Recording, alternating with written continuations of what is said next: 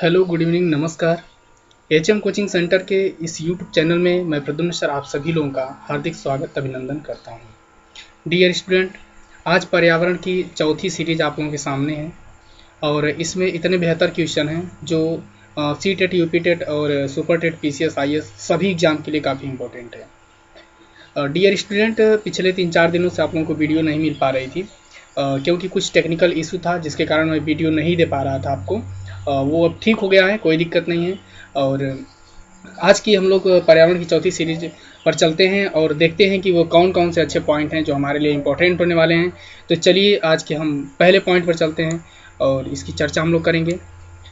और आज का पहला पॉइंट है आपका कि अस्थाई बर्फ लाइन की क्या ऊंचाई है। अस्थाई बर्फ लाइन की भारत में क्या ऊंचाई है, ये हमारा पहला पॉइंट है। और इसका उत्तर है आपका कि 4000 मीटर। ठीक है ना डियर स्टूडेंट, मैं आपको बता दूं एक बात कि देखिए ये जितने भी वन लाइनर पॉइंट आपको प्रोवाइड कराए जा रहे हैं, जितने भी वन लाइनर पॉइंट आपको मिल रहे हैं, इन सभी पॉइंट की एक आप अच्छी नोट बना लीजिए। ठीक है ना, और उस नोट को आप बढ़िया से तैयार करिए। और एक बार यदि आप नोट तैयार कर लेते हैं तो ये पूरी ज़िंदगी आपको काम देगी। जब तक आप पढ़ाई से जुड़े रहेंगे, जब तक आप पढ़ाई करते रहेंगे, तब तक ये चीज़ काम देगा आपको। इसलिए मैं एक बार आपको सलाह देना चाहूँगा फिर से कि आप लोग इस पर्यावरण सीरीज का एक अच्छा सा नोट बना लीजिए। ठीक है, तो चलिए आज के दूसरे पॉइंट पर हम चलते हैं। और आज का ये दूसरा पॉइंट है आपका कि वाष्पोत्सर्जन किस प्रकार की क्रिया है। वाष्पोत्सर्जन किस प्रकार की क्रिया है, तो ये क्रिया है आपका जैविकीय क्रिया। ठीक है ना, जैविकीय क्रिया का मतलब होता है कि जिस वह विभाग जिसमें जीव जंतु पनपते हों या जीव जंतुओं के पनपने या उनके क्या बोलेंगे उत्पादन का जो एक सीरीज होता है जिसमें उनका सब व्यवस्था बना होता है, उसी को हम जैविकीय विभाग कहते हैं, जिसमें जीव जंतुओं की उत्पत्ति होती है। ठीक है ना, या जिस प्रकार से होती है, तो वो सभी प्रकार वाष्पोत्सर्जन भी उसी प्रकार में आता है और इसीलिए इसको जो है हम जैविकीय क्रिया भी कहते हैं। ठीक है ना, चलिए अगले पॉइंट पर हम चलते हैं। और आपका अगला पॉइंट है कि अंकुरण के लिए बीजों को कम ताप पर रखना क्या कहलाता है। देखिए बहुत इंपॉर्टेंट पॉइंट ये होने वाला है आपके लिए। और प्रश्न पूछ रहा है आपसे कि अंकुरण के लिए बीजों को कम ताप पर रखना क्या कहलाता है। तो अंकुरण के लिए बीजों को जो है कम ताप पर रखना बसंतीकरण कहलाता है। ठीक है ना, बसंतीकरण कहलाता है। चलिए अगले पॉइंट पर हम चलते हैं। और अगला पॉइंट है आपका ये है कि मरुदभिद पौधों में प्रायः पत्तियां किसमें बदल जाती हैं। देखिए कितना अच्छा पॉइंट है ये कि मरुदभिद पौधों में प्रायः पत्तियां किसमें बदल जाती हैं, तो ये कांटे में बदल जाती हैं। आइए समझ लेते हैं। मरुदभिद का मतलब है कि वे जो मरुस्थल में पौधे मिलते हैं, मरुस्थल का मतलब जहाँ पे बारिश कम होती है, आपका रेगिस्तान जो जिसको हम लोग बोलते हैं, वहाँ पे जो पौधे होते हैं उनकी पत्तियाँ किसमें बदल जाते हैं, तो कांटे में बदल जाती हैं। क्यों? क्योंकि वहाँ पानी कमी होती है और पानी कमी होने के कारण वहाँ की जो वृक्ष होते हैं, जो पौधे होते हैं, उनकी पत्तियां किसमें बदल जाती हैं, झाड़ियों में बदल जाती हैं या कांटे में बदल जाती हैं। ठीक है ना, तो मरुदभिद पौधों में प्रायः पत्तियां किसमें बदल जाती हैं, ये कांटे में बदल जाती हैं। ठीक है, चलिए हम अगले पॉइंट पर चलते हैं। और अगला पॉइंट है आपका कि आर्द्रता को किसमें मापा जाता है। देखिए आर्द्रता को, ह्यूमिडिटी पूछ रहा है आपका कि आर्द्रता को किसमें मापा जाता है, तो आर्द्रता को सापेक्षिक आर्द्रता की प्रतिशत इकाई में मापा जाता है। ठीक है ना, सापेक्षिक आर्द्रता की प्रतिशत इकाई में मापा जाता है। इसको ये हिंदी में इसका है और इसको बोलते हैं हाइग्रोमीटर। ठीक है ना, इसको हाइग्रोमीटर बोला जाता है। और ये बहुत बार प्रश्न पूछा गया, ये रेलवे वगैरह में भी बहुत बार पूछा जाता है। तो आप लोग इसको बहुत मतलब ये बहुत इंपॉर्टेंट है, आप लोग इसको जरूर याद रखिएगा। और जिसको भी मैं बोलूँ कि ये काफ़ी इंपॉर्टेंट है, मैं बता दूं आपसे, अपनी नोट पर उसको हाईलाइट कर लीजिएगा। आप लोग उसको आप एक इंपॉर्टेंट का एक पॉइंट दे दीजिएगा वहाँ पर कि ये बहुत ही इंपॉर्टेंट है। ठीक है ना, वैसे आज की इस पर्यावरण की चौथी सीरीज में जितने भी पॉइंट हैं, ये सभी पॉइंट आईएएस और पीसीएस में आए हुए पॉइंट हैं और ये काफ़ी इंपॉर्टेंट है हर एग्जाम के लिए। ठीक है ना, चलिए अगले पॉइंट हम चलते हैं। और अगला पॉइंट है, देखिए कितना अच्छा पॉइंट है ये कि वनस्पतियों के सड़ने से कौन सी गैस निकलती है। वनस्पतियों के सड़ने से कौन सी गैस निकलती है, तो वनस्पतियों के सड़ने से आपका मीथेन गैस निकलती है। मीथेन गैस निकलती है, यानी कि मीथेन गैस को हम मार्च गैस भी बोलते हैं। और जैसे धान का पुआल हो गया उसके सड़ने से, या कोई जीव जंतु मर गया उसके सड़ने से, या जो गौशाला होती है उसमें से, मतलब जो भी चीज़ सड़ने के बाद जो गैस निकलती है किसी वनस्पति को या जीव जंतुओं के सड़ने से, उसे हम मीथेन गैस ही बोलते हैं। मीथेन गैस ही होती है। ठीक है ना, तो वनस्पतियों के सड़ने से कौन सी गैस निकलती है, आपका मीथेन गैस निकलती है। ठीक है, चलिए अगले पॉइंट पर हम चलते हैं। अगला पॉइंट है आपका कि वायुमंडल में आर्गन गैस की कितनी मात्रा पाई जाती है। वायुमंडल में आर्गन गैस की कितनी मात्रा पाई जाती है, तो ये 0.93% पाई जाती है। ठीक है डियर स्टूडेंट, अभी हम लोग पर्यावरण की जो अभी विस्तृत सीरीज चलेगी आप लोगों के लिए, जिसमें परिभाषा सहित पर्यावरण को पढ़ेंगे, उसमें वायुमंडल की हम बेसिक चर्चा करेंगे। सभी गैसों के बारे में, वायुमंडल में कौन कौन सी परतें पाई जाती हैं उसके बारे में, हम किसे वायुमंडल कहते हैं उसके बारे में, ठीक है ना, वायुमंडल किस लिए हमारे लिए इंपॉर्टेंट है, ये सारी बातों की चर्चा हम लोग करेंगे। लेकिन यह वन लाइनर सीरीज है, इसलिए वन लाइनर सीरीज में बस इतना आप जानिए कि वायुमंडल में आर्गन गैस की कितनी मात्रा पाई जाती है, तो 0.93% पाई जाती है। ठीक है, चलिए मैं थोड़ी सी जानकारी और इसमें दे दूं वायुमंडल के बारे में, कि हमारे पृथ्वी का वायुमंडल नाइट्रोजन और ऑक्सीजन गैसों के मिलने से बना है। इसमें सबसे अधिक मात्रा में यदि कोई गैस है तो वो है नाइट्रोजन गैस, और सेकेंड नंबर पर आपका आती है ऑक्सीजन गैस। ठीक है ना, तो चलिए ठीक है, अगले पॉइंट में हम चलते हैं। और अगला पॉइंट है आज का कि पौधों के सभी पोषक तत्वों से युक्त कार्बनिक पदार्थ है। पौधों के सभी पोषक तत्वों से युक्त कार्बनिक पदार्थ है, ये ह्यूमस है। ठीक है ना, यानी कि पौधों के सभी पोषक तत्व, यानी कि वह कौन सी मिट्टी होती है या वह कौन सा ऐसा कार्बनिक पदार्थ है जिसमें सभी तत्व पाए जाते हैं, तो आपका ह्यूमस होता है। ह्यूमस का मतलब है कि कोई जीव जंतु यदि सड़ जाता है, मृत शरीर उसकी जब सड़ जाती है, और उसके बाद जिस मिट्टी पर वो सड़ता है उस मिट्टी में सभी पोषक तत्व विद्यमान होते हैं, क्योंकि उसकी हड्डियों से भी कैल्शियम वगैरह, फास्फोरस वगैरह जो भी है वो मिट्टी को मिल जाता है। ठीक है, नाइट्रोजन वगैरह मिल जाता है। तो पौधों के सभी पोषक तत्वों से युक्त कार्बनिक पदार्थ आपका जो है वो ह्यूमस है आपका।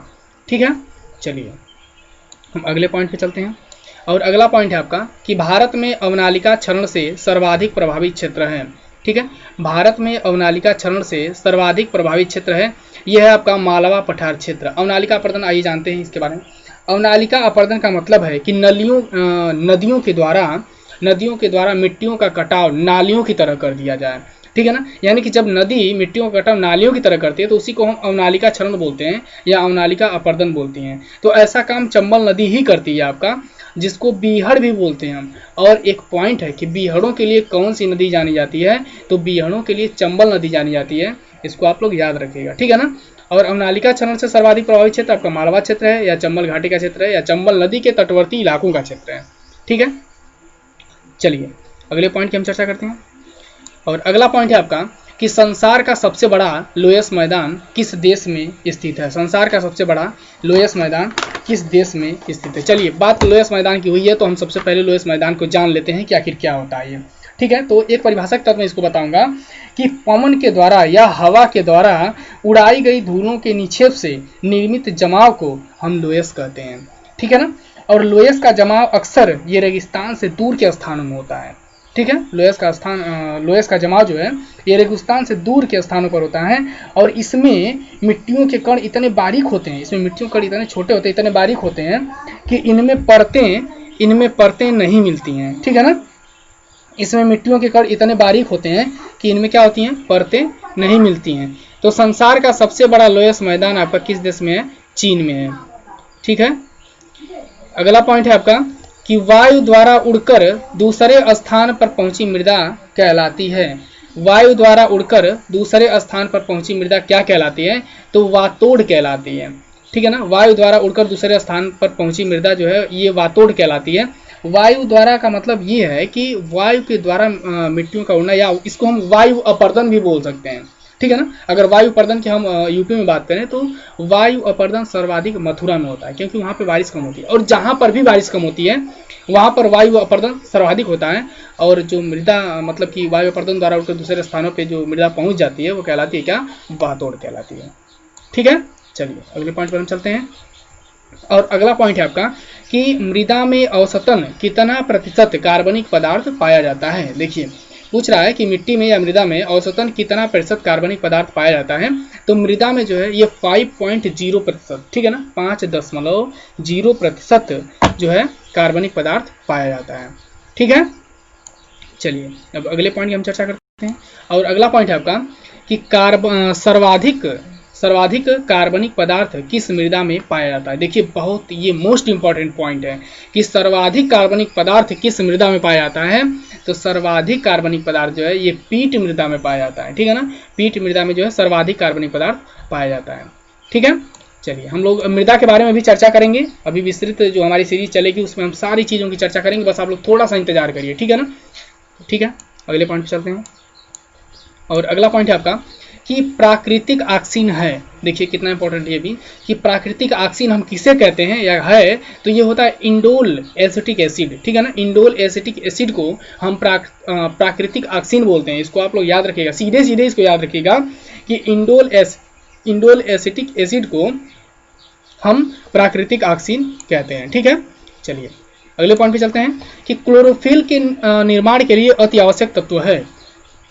क्लोरोफिल के निर्माण के लिए अति आवश्यक तत्व है, तो ये तत्व है आपका मैग्नीशियम। मैग्नीशियम वह तत्व होता है जो क्लोरोफिल के लिए काफ़ी इंपॉर्टेंट होता है, ठीक है ना। पौधों में जो क्लोरोफिल बनती है, पूछता है प्रश्न ये भी पूछ लेता है कि पौधों में हरे रंग का कारण क्या है, ठीक है ना। तो ये क्लोरोफिल ही उसका कारण होता है, और इसके निर्माण के लिए सबसे आवश्यक जो तत्व है ये मैग्नीशियम होता है आपका, ठीक है दोस्त, इसको याद रखिएगा आप सभी लोग, ठीक है ना।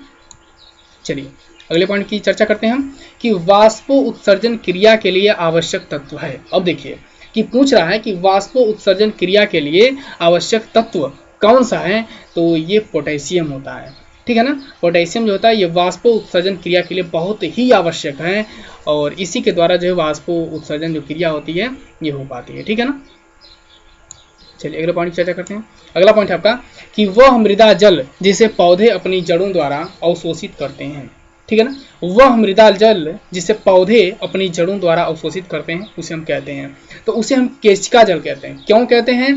क्योंकि जब पौधे जिस विधि से पानी को एब्जॉर्ब करते हैं, जल को अपनी जड़ों द्वारा अवशोषित करते हैं, वह विधि केशिकात्व की विधि कही जाती है, ठीक है ना। क्योंकि रिस्क करके नीचे से पानी ऊपर की तरफ जाता है, जैसे दीपक से तेल का चढ़ना, ये केशिकात्व का ही नियम होता है। इसीलिए पौधे जो होते हैं अपनी जड़ों द्वारा अवशोषित करते हैं जिस जल को, उसे हम क्या कहते हैं? केशिका जल कहते हैं, ठीक है। चलिए अगला पॉइंट पे चलते हैं। किस मृदा की जल धारण क्षमता सर्वाधिक होती है? देखिए कितना अच्छा पॉइंट है। किस मृदा की जल धारण क्षमता सर्वाधिक होती है? तो मटियार मृदा की जल धारण क्षमता जो होती है ये बहुत ही सर्वाधिक होती है, और ये बहुत अच्छी मृदा कही जाती है उपज की दृष्टि से, ठीक है ना। तो किस मृदा की जल धारण क्षमता सर्वाधिक होती है? तो मटियार की सर्वाधिक होती है, ठीक है ना। अब देखिए अगला पॉइंट इसमें है कि सर्वाधिक उर्वरता को धारण करने वाला मृदा कण है। देखिए वही पॉइंट आ गया आपका कि सर्वाधिक उर्वरता को धारण करने वाला मृदा कण है, तो ये कौन सा है? मटियार है आपका, ठीक है ना। मटियार है आपका, ठीक है। चलिए अगला पॉइंट है, और अगला पॉइंट है आपका कि चूना प्रधान मृदा में उगने वाले पौधे को कहा जाता है। देखिए कितना अच्छा पॉइंट है कि चूना प्रधान, यानी कि जो चूने वाली मिट्टी होती है, जो भूमि होती है जिसमें चूना पाया जाता है, उसमें उगने वाली जो उस मृदा में जो उगने वाले पौधे होते हैं उसको हम क्या कहते हैं? तो उसको हम कैल्सिकोल्स कहते हैं, ठीक है ना। कैल्सिकोल्स कहते हैं, ठीक है।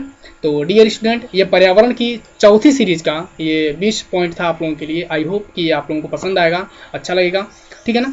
और यदि ये आप सभी लोगों को अच्छा लगता है, ये टॉपिक अच्छी लगती है, तो प्लीज़ इसको आप ज़्यादा से ज़्यादा शेयर करिए, जिससे और भी जो बच्चे तैयारी करने वाले हैं उनको ये वीडियो प्रोवाइड हो जाए, उनको ये वीडियो मिल जाए, जिससे उनकी तैयारी सुगम हो जाए, ठीक है ना। डियर स्टूडेंट, आज इस समय लॉकडाउन चल रहा है और आप लोग घर पे हैं, तो घर पे आप लोग सुरक्षित रहें और अपनी तैयारी को बरकरार रखें, हम आपके साथ हैं, ठीक है। तो आज की क्लास बस यहीं तक, धन्यवाद।